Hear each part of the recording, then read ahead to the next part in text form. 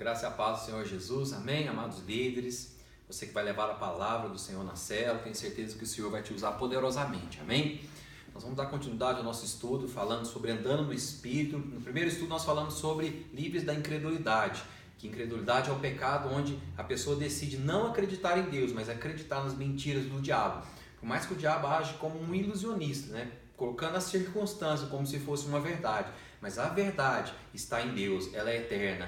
No segundo estudo, nós viemos a falar a respeito de nós sermos livres da acusação, né, que é a maior arma do diabo, a acusação que te deixa desanimado, que te faz querer largar Deus, que te faz se sentir reprovado, que faz você se sentir desqualificado, achando que Deus não quer mais você, achando que você já cansou Deus, mas isso é uma mentira do diabo. Por isso que é a maior arma dele, ele consegue te afastar de Deus. Mas no terceiro estudo nós falamos sobre a obra do Espírito Santo, a missão do Espírito Santo, onde vem falar exatamente ao contrário do diabo, mostrando que você é um escolhido de Deus, um eleito de Deus, que agora nenhuma condenação há mais sobre a sua vida e que você agora é justiça de Deus e você pode sim viver a vida abundante em Deus, porque Deus não olha mais segundo os seus pecados, mas Ele olha segundo Cristo agora. Então quando Deus olha para você, a Bíblia fala que Ele esqueceu dos seus pecados e agora vê o sangue de Jesus sobre você, por isso você pode ter paz em Deus. Amém? E nesse estudo de hoje, né, nós vamos começar falando sobre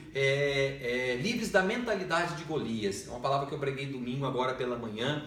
E a mentalidade de Golias fala exatamente, né, que aquela mentalidade de reprovação é uma mentalidade de crítica, né? É uma mentalidade onde que Golias teve com o povo de Israel. Eu quero focar mais agora, né, principalmente nos relacionamentos entre nós, para nós aprendermos a relacionar de maneira correta. Então, quanto mais o homem caído, né, o homem natural, que não entende as coisas espirituais, ele acha que às vezes criticando, reprovando, intimidando, né, falando palavras duras demais, que simplesmente diminui, não acrescenta nada, gera culpa, gera condenação. Ele acha que esse tipo de palavra vai mudar a outra pessoa. Mas pela experiência nós já vimos que isso não muda. Pelo contrário, o que muda? Muda quando nós reafirmamos a identidade da pessoa em Cristo. Então, se uma esposa fala para o marido assim, vira homem, você não faz as coisas certas, dessa maneira, isso acaba desanimando ele. E às vezes ele toma aquilo para ele e fala, puxa vida, eu não sou um bom homem, eu não sou um homem de Deus, eu não consigo as coisas. E aquilo acaba sendo uma acusação sobre ele, uma brecha para o diabo agir. Mas se a esposa chega para o marido e fala, amor, tenho certeza que isso aí você vai conseguir vencer, porque você é um homem de Deus, você vai conseguir essa batalha, nós somos uma família de Deus, e Deus vai nos dar graça para vencer isso. Olha, vamos buscar em oração, Deus vai nos dar solução. Olha só como que muda a entonação, como que muda a mentalidade. Por quê? Porque está reafirmando a identidade em Cristo, né? Então, filhos também que são criados por pais que têm uma mentalidade de Golias, ou seja, uma mentalidade de reprovação, são filhos que têm dificuldades lá na frente, porque às vezes são tão cobrados, são tão acusados, né, pela mentalidade, são tão reprovados, qualquer erro ali está em cima apontando os erros, e é lá na frente os filhos têm dificuldade de vencer na vida, porque acham tudo muito difícil. E quando nós lemos um texto, eu quero ler o texto com você lá em 1 Samuel, capítulo 17, que diz o seguinte, 1 Samuel, capítulo 17, versículo 1. Ajuntaram os filisteus as suas tropas para a guerra e congregaram-se em Socó, que está em Judá, e acamparam-se entre Socó e Azeca, em Éfes-Damim. Porém Saul e os homens de Israel se ajuntaram e acamparam no vale de Elá, e ali ordenaram a batalha contra os filisteus. Estavam estes no monte do lado da Além, e os israelitas no outro monte do lado da Quém, e entre eles um vale.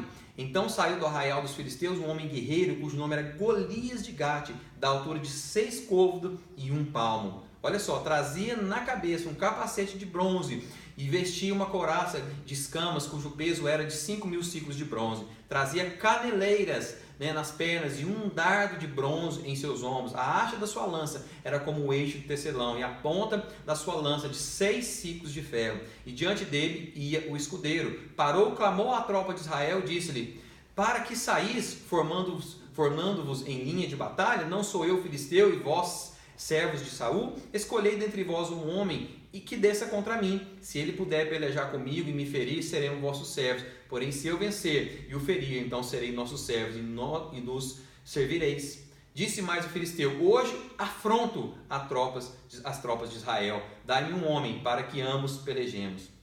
Olha só, esse texto ele fala que Golias era um homem que estava afrontando o exército de Israel. né? E Golias é uma simbologia do próprio diabo. Vamos ver esses detalhes para nós entendermos? Olha só, a palavra Golias, ela significa expor, ela significa mostrar. Mas os historiadores também falam que significa, os teólogos falam que significa também ser expulso do exílio, né? E ele era Golias de Gate, né? A cidade. Gate significa lagar.